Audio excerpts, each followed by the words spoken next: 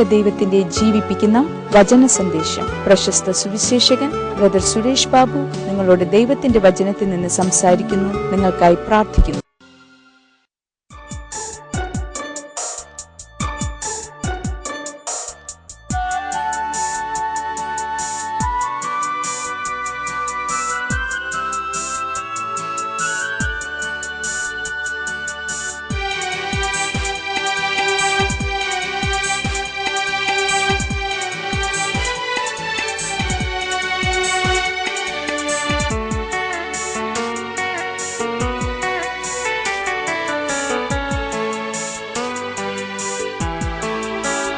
ദൈവം നടത്തും വഴികൾ മാത്രമാണെന്റെ വഴിയറിയുന്നു ഞാൻ. ലോകം നയിക്കും പാതയിലൊളിച്ചിരിക്കുന്ന ചതിയറിയുന്നു ഞാൻ. ലോകം നയിക്കും പാതയിലൊളിച്ചിരിക്കുന്ന ചതിയറിയുന്നു ഞാൻ. ദൈവവഴി തികവുള്ളത്, ദൈവവഴി അത്യത്ഭുതമേ. ദൈവവഴി തികവുള്ളത്, ദൈവവഴി അത്യത്ഭുതമേ. ദൈവം നടത്തും വഴികൾ മാത്രമാണെന്റെ വഴിയറിയുന്നു ഞാൻ. ലോകം നയിക്കും പാതയിലൊളിച്ചിരിക്കുന്ന ചതിയറിയുന്നു ഞാൻ.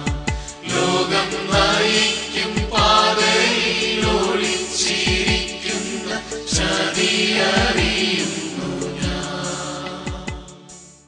നമ്മുടെ കർത്താവ് യേശു ക്രിസ്തു മുഖാന്തരം നമുക്ക് ജയം നൽകുന്ന ദൈവത്തിന് സ്തോത്രം.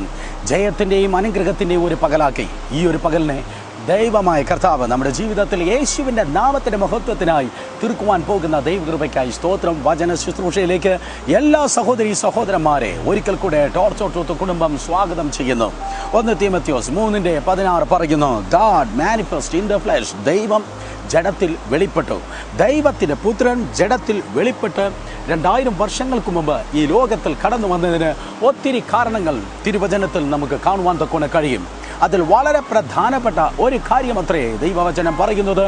1 യോഹന്നാൻ 3:8 പറയുന്നു, പിശാചിൻ്റെ പ്രവൃത്തികളെ അഴിപ്പാൻ തന്നെ ദൈവപുത്രൻ പ്രത്യക്ഷൻ ആയി. പിശാചിൻ്റെ പ്രവൃത്തികളെ അഴിപ്പാൻ തന്നെ ദൈവപുത്രൻ പ്രത്യക്ഷനായി. എന്നെ കേൾക്കുന്ന പ്രിയ സഹോദരങ്ങളെ, അതെ, പിശാച് അല്ല വലിയവൻ, ദൈവം അത്രേ വലിയവൻ. ഇന്ന് പകൽക്കാലം അന്ധകാര ശക്തികളല്ല വലുത്, ദൈവം അത്രേ വലിയവൻ. കാരണം ദൈവം സൃഷ്ടികർത്താവായി ദൈവം സൃഷ്ടിച്ച് തന്നെ ആരാധിപ്പാൻ ആക്കി വെച്ചതായ ഒരു ദൂതനായിരുന്നു ലൂസിഫർ. യെശയ്യാ പ്രവചനം 14 യെസെക്കേൽ പ്രവചനം 28 2 നിങ്ങൾ വായിക്കുമ്പോൾ, സ്വർഗത്തിൽ വർഷിപ്പർ അഥവാ സ്വർഗത്തിൽ ആരാധിക്കുന്നവനായിരുന്നു ലൂസിഫർ. എന്നാൽ ദൈവത്തിന് മുൻപിൽ അവൻ നിഗളിച്ചപ്പോൾ, അവൻ പാപം ചെയ്തപ്പോൾ ദൈവം അവനെ വെട്ടി സ്വർഗത്തിൽ നിന്ന് തള്ളിക്കളയുകയുണ്ടായി. അങ്ങനെ അവൻ പിശാചായി തീർന്നു. ദൈവം പിശാചിനെ സൃഷ്ടിച്ചതല്ല, അവൻ പിശാചായി തീർന്നവനത്രേ. ദൈവം സൃഷ്ടിതാവെങ്കിൽ ഇന്ന് പകൽക്കാലം ആ ദൈവത്തിന്റെ സൃഷ്ടി അത്രേ ലൂസിഫർ. സൃഷ്ടിതാവത്രേ സൃഷ്ടിയേക്കാൾ എത്രയോ വലിയവൻ. തിരുവചനങ്ങൾ വായിക്കുമ്പോൾ പിശാചിന്റെ ഒത്തിരി പ്രവൃത്തികളും ഉണ്ട്. അവൻ രോഗങ്ങളെ തരുന്നു, അവൻ ബലഹീനതകളിട്ട് പോരാടുന്നു, അവന് പ്രകൃതിക്ഷോഭങ്ങൾ ഉണ്ടാക്കുന്നു, അവൻ കൊല്ലുവാൻ കടന്നു വരുന്നു എന്ന് തുടങ്ങി ഒത്തിരി കാര്യങ്ങൾ. എന്നാൽ പിശാചിന്റെ പ്രവൃത്തികളെ അഴിപ്പാൻ ഈ ലോകത്തിൽ പ്രത്യക്ഷനായ അഥവാ പിശാചിന്റെ പ്രവൃത്തികളെ പരാജയപ്പെടുത്തുവാൻ ഈ ലോകത്തിലേക്ക് കടന്നു വന്ന യേശു കർത്താവ് ഒരു ഗുളിക രൂപത്തിൽ ഈ പ്രകാരം പറയുകയുണ്ടായി. യോഹന്നാൻ സുവിശേഷം 10:10 പിശാചിന്റെ പ്രവൃത്തികൾ എന്താണ് എന്ന്. യോഹന്നാൻ 10:10 യേശു കർത്താവ് ഈ പ്രകാരം പറയുന്നു, മോഷ്ടിപ്പാനും അറപ്പാനും മുടിപ്പാനും അല്ലാതെ കള്ളൻ വരുന്നതേ ഇല്ല. സഹോദരങ്ങളെ കേൾക്ക്, സാത്താന്റെ ഒന്നാമത്തെ പ്രധാനപ്പെട്ട ജോലി അത്രേ അവൻ മോഷ്ടിപ്പാൻ കടന്നു വരുന്നു. കുടുംബ സമാധാനങ്ങളെ പിശാച് മോഷ്ടിക്കുന്നു, ജീവിതത്തിന്റെ നന്മകളെ സാത്താൻ മോഷ്ടിക്കുന്നു. എന്നാൽ വേദപുസ്തകം പറയുന്നു, എന്താണോ സാത്താൻ മോഷ്ടിക്കുന്നത് ദൈവം തിരികെ നൽകുന്നവൻ അത്രേ. 3 തരത്തിൽ അതെ മോഷണം അഥവാ നഷ്ടം മനുഷ്യ ജീവിതത്തിൽ ഉണ്ടാകുന്നു. ഒന്ന്, ദൈവം വരുത്തുന്നതായ ദൈവികമായ നഷ്ടങ്ങൾ. യോബിന്റെ ജീവിതത്തിലേക്ക് നോക്കാം. ദൈവം തന്നെ യോബിന് ചുറ്റുമുണ്ടായിരുന്നതായ വേലികളെ ദൈവം പൊളിച്ചു കൊടുത്തു. വേദപുസ്തകം പറയുന്നു, 2-ാം അധ്യായം 9-ാം വാക്യം യോബിന്റെ പുസ്തകം വായിക്കുമ്പോൾ അവനുണ്ടായിരുന്നത് സകലതും നഷ്ടപ്പെട്ടു. യോബിനുണ്ടായിരുന്നതായ സകലതും അവന്റെ ജീവിതത്തിൽ നിന്ന് സാത്താൻ കവർന്നു കൊണ്ടുപോയി. എന്നാൽ ആ നഷ്ടം അത് ദൈവദത്തം ആയിരുന്നു. യോബ് 2-ാം അധ്യായത്തിൽ യോബിന് നഷ്ടപ്പെട്ട സകലതും 42-ാം അധ്യായം 12-ാം വാക്യം പറയുന്നു, നഷ്ടപ്പെട്ടത് ദൈവം ഇരട്ടിയായി തിരികെ നൽകി. ദൈവം നൽകുന്നതായ അഥവാ ദൈവം അനുവദിക്കുന്ന എന്തെങ്കിലും നഷ്ടം നിങ്ങളുടെ ജീവിതത്തിൽ വരുന്നു എങ്കിൽ ഇരട്ടിയായി ദൈവം തന്നെ നിങ്ങൾക്ക് തിരികെ നൽകുന്നു. ലൂക്കോസ് സുവിശേഷം 19-ാം അധ്യായം 5 മുതൽ താഴോട്ടുള്ള വാക്യങ്ങൾ സഖായിയുടെ ജീവിതത്തിൽ അവൻ വഞ്ചിച്ചെടുത്തതിനെ കുറിച്ച് പറയുന്നു. ഞാൻ 4 മടങ്ങായി തിരികെ നൽകാം. ഈ ദിവസത്തിൽ മനുഷ്യർ, ബന്ധുക്കൾ, ബിസിനസ് പാർട്ട്നേഴ്സ് എന്തെങ്കിലും നിങ്ങളുടെ ജീവിതത്തിൽ നിന്ന് വഞ്ചിച്ച് എടുത്തു എങ്കിൽ മാത്തമെറ്റിക്സ് ഉണ്ടാക്കിയ ദൈവത്തിന്റെ കണക്ക് ഇപ്രകാരം അത്രേ, 4 മടങ്ങായി ദൈവം നിങ്ങൾക്ക് തിരികെ നൽകി തരും. മാത്രമല്ല, സദൃശവാക്യങ്ങളുടെ പുസ്തകം 6-ാം അധ്യായം 30-31 വാക്യങ്ങൾ പറയുന്നു, പിശാച് എന്തെങ്കിലും മോഷ്ടിച്ചു എങ്കിൽ 7 മടങ്ങായി അത് ദൈവം നിങ്ങൾക്ക് തിരികെ നൽകും. ഇരട്ടിയായി, 4 മടങ്ങായി, 7 മടങ്ങായി ദൈവത്തിന്റെ കൃപയാൽ നിങ്ങളിലേക്ക് നഷ്ടപ്പെട്ടത് മടങ്ങി വരും. ഇത് നഷ്ടങ്ങളുടെ തുടർക്കഥകളുടെ ദിവസങ്ങൾ അല്ല. എന്തൊക്കെയാണ് നിങ്ങളുടെ ജീവിതത്തിൽ നഷ്ടപ്പെട്ടത്? യേശുവിന്റെ നാമത്തിൽ അത് നിങ്ങളുടെ ജീവിതത്തിലേക്ക് മടങ്ങി വരിക തന്നെ ചെയ്യും. കാരണം പിശാചിന്റെ പ്രവൃത്തികളെ അഴിപ്പാൻ തന്നെ ദൈവപുത്രൻ പ്രത്യക്ഷനായി. 2-മതായി വേദപുസ്തകം പറയുന്നു, യേശു കർത്താവ് തന്നെ പറഞ്ഞു, കുലപാതകനത്രേ സാത്താൻ കൊല്ലുവാൻ കടന്നു വരുന്നു. മർക്കോസ് സുവിശേഷം 9-ാം അധ്യായം 22-ാം വാക്യം വായിക്കുമ്പോൾ യേശു കർത്താവിന്റെ പരസ്യ ശുശ്രൂഷ വേളയിൽ ഒരു പിതാവ് തന്റെ മകനുമായി യേശുവിന്റെ അടുക്കിലേക്ക് കൊണ്ടുവന്നു. എന്നിട്ട് യേശുവിനോട് ഇപ്രകാരം പറയുന്നു, ഇവനെ പലപ്പോഴും തീരും വെള്ളത്തിലും ഇട്ട് ഇവനെ കൊല്ലുവാൻ ചുഴലി ദീനം എന്ന രോഗത്തിന്റെ ആത്മാവ് ശ്രമിക്കുന്നു. ചുഴലി ദീനം ഇവനെ ഉള്ളതുകൊണ്ട് പലപ്പോഴും വെള്ളത്തിലും തീയിലും ഇവനെ ഇട്ട് കൊല്ലുവാൻ സാത്താൻ ശ്രമിച്ചുകൊണ്ട് ഇരിക്കുന്നു. മറന്നു പോകരുത്, ഈ ലോകത്തിൽ വെള്ളമുണ്ട്, തീയുണ്ട്. എന്നാൽ വെള്ളവും തീയും കടന്നു വരുമ്പോൾ ദൈവം പറഞ്ഞു, ഒരു ദൂതനെ ഇറക്കുമെന്നല്ല, ദൈവം തന്നെ ഇമ്മാനുവേലായി, യഹോവ ക്ഷമയായി നമ്മുടെ തീയിൽ വെള്ളത്തിൽ അവൻ തന്നെ ഇറങ്ങി നിൽക്കുന്നു. ഓ, വേദപുസ്തകം പറയുന്നു, തീയിലും വെള്ളത്തിലും സാത്താൻ ആ കുഞ്ഞിനെ കൊല്ലുവാൻ വേണ്ടി ശ്രമിച്ചു. എന്നാൽ അവൻ ചത്തുപോയതേയില്ല. കാര്യമെന്ത്? ദൈവത്തിന്റെ മഹാപ്രവൃത്തി അവന്റെ മേൽ വെളിപ്പെടണമായിരുന്നു. എന്നെ കേൾക്കുന്ന പ്രിയ സഹോദരങ്ങളെ, കഴിഞ്ഞ നാളുകളിൽ എത്രയോ സുനാമി പോലെയുള്ള പ്രതിസന്ധികൾ നിങ്ങളുടെ ജീവിതത്തിൽ, കുടുംബത്തിൽ കടന്നു വന്നിട്ടും നീ പറഞ്ഞു പോകാത്തത്, തകർന്നു പോകാത്തത് ദൈവത്തിന്റെ വലിയ പ്രവൃത്തി നിന്നിൽ വെളിപ്പെടുവാൻ വേണ്ടിയത്രേ. ദൈവത്തിന്റെ മഹാപ്രവൃത്തി വെളിപ്പെടുവാൻ ഇന്ന് പകലും നീ നിലനിന്നുകൊണ്ട് ഇരിക്കുന്നു. വേദപുസ്തകം പറയുന്നു, സ്തോത്രം, അതെ, തീയിലൂടെ വെള്ളത്തിലൂടെ ഇട്ട് സാത്താൻ കൊല്ലുവാൻ ശ്രമിച്ചു. പക്ഷേ സാത്താൻ അവനെ കൊല്ലുവാൻ കഴിഞ്ഞില്ല. കാര്യം എന്തെന്നറിയാമോ? നീയും ഞാനും ജനിച്ചത് മനുഷ്യന്റെ നേരത്തല്ല. നീയും ഞാനും ജനിച്ചത് ഡോക്ടറുടെ നേരത്തല്ല, സാത്താന്റെ നേരത്തല്ല. നീയും ഞാനും ജനിച്ചത് ദൈവത്തിന്റെ നേരത്ത് അത്രേ. അനേക സമയങ്ങളിൽ ധാരാളമായി ഞങ്ങൾ യാത്ര ചെയ്യുന്നവരത്രേ. ഇന്ത്യയിൽ 19 സംസ്ഥാനങ്ങളിൽ, ലോകവ്യാപകമായി 31 രാജ്യങ്ങളിലധികം ഈ ദിവസങ്ങൾ യാത്ര ചെയ്യുന്നു. വാഹനങ്ങൾ അപകടങ്ങളിൽ നിന്ന് അത് രക്ഷപ്പെട്ടിട്ടുണ്ട്. ഒത്തിരി പേർ അപകടങ്ങളിൽപ്പെട്ട് റോഡ് സൈഡിൽ മരിക്കുന്നത് ഞങ്ങൾ കണ്ടിട്ടുണ്ട്. എന്നാൽ ദൈവകൃപയാൽ ബ്രദർ സുരേഷ് ബാബു, എന്തുകൊണ്ട് നിങ്ങൾ മരിച്ചില്ല എന്ന് ചോദിച്ചാൽ എനിക്ക് പറയുവാൻ കൊണ്ട് കഴിയും, ദൈവത്തിന്റെ സമയത്തത്രേ നമ്മൾ ജനിച്ചത്. ദൈവത്തിന്റെ സമയത്ത് നമ്മൾ ജനിച്ചതുകൊണ്ട് ദൈവത്തിന്റെ സമയത്ത് മാത്രമേ നമുക്ക് ഇവിടെ നിന്ന് പോകുവാൻ കഴിയത്തുള്ളൂ. ആരൊക്കെ നിനക്കെതിരെ മന്ത്രവാദം ചെയ്താലും, ആരൊക്കെ നിന്നെ കൊല്ലുവാൻ നോക്കിയാലും ധൈര്യമായിരിക്കെ.